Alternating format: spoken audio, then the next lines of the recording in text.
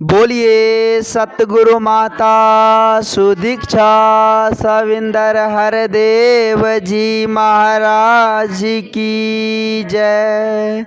गुरु रूप प्यारे सासंगत जी प्यार से बोलिए, एक बार मिल के बोलिए, धन निरंकार जी।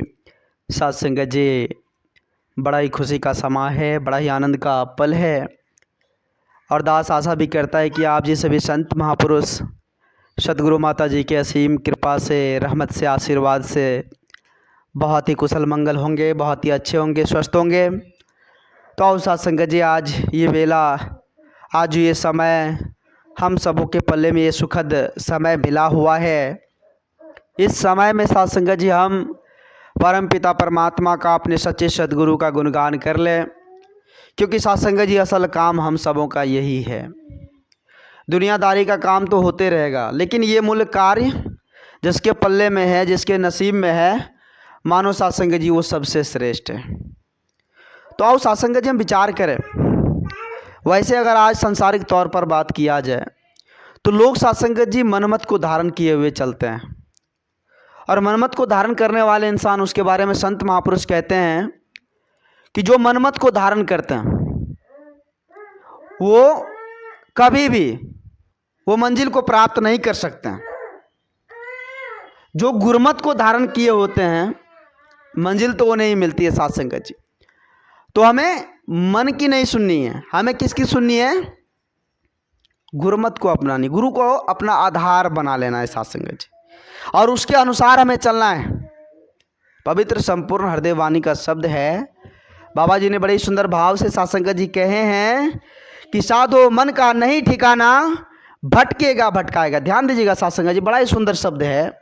इस मन के बारे में संत महापुरुष कहते हैं कि अगर आप मन का सुनेंगे तो वो भटकेगा और भटकाएगा भी आपको, वो आपको डुबा देगा, वो आपको मझधार में फंसा देगा। तो इसलिए बाबा जी कह रहे हैं कि साधो मन का नहीं ठिकाना, भटकेगा भटकाएगा, जो इसकी बातों में आया उसको नाच नचाएगा। मन की बात आप सुनेंगे तो सत्संगत जी आपको नाच नचा देगा। अभी मन यहाँ है और चंद पलों में मन चला जाता है कहाँ? दिल्ली। अभी यहाँ मन है, चंद पलों में मन चला गया कहाँ? अभी हरिहरपुर से महात्मा जी आए ना, हरिहरपुर चला गया मन। देखिए मन कितनी रफ्तार से भाग रहा है सत्संगत जी। आंख मूंदिए, देखिए मन कहाँ से कहाँ चल जा रहा है।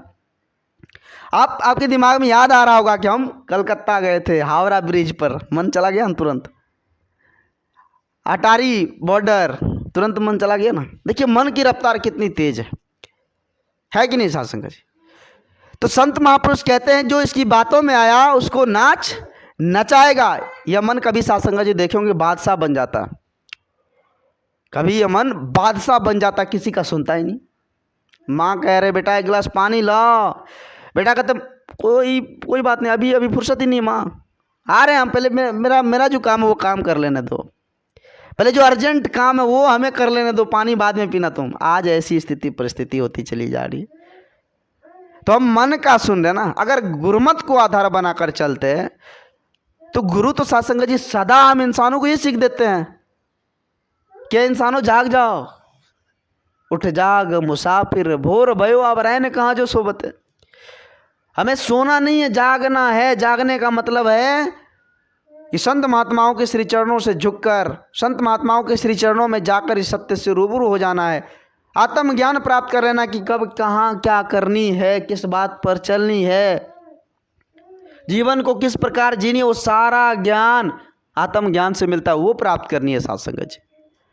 तो कहाँ मिलेगा? संत महात्माओं के श्री चरणों में ना। अगर मन का सुनेंगे तो मन तो यही बादशाह है। कभी मन बादशाह बन जाता है, कभी मन भिखारी भी बन जाता है सत्संगत जी। बन जाता है कि नहीं? बनता है कि नहीं?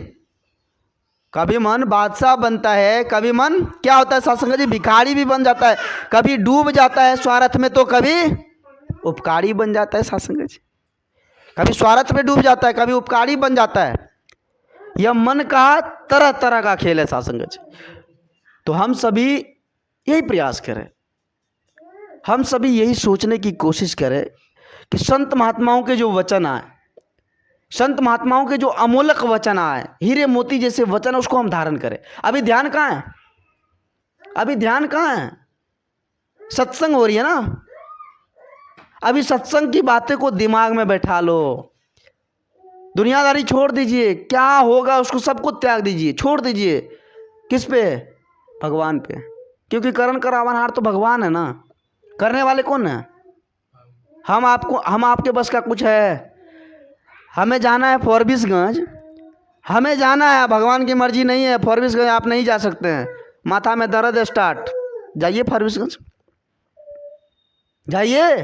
भगवान की मर्जी होगी तो ही आप जा सकते हैं। अभी आप देख रहे हैं, आप थोड़ी हलचल में है, परेशानी में है कि हमको ये काम करना है, सत्संग में बैठे ये काम छूट रहा है मेरा।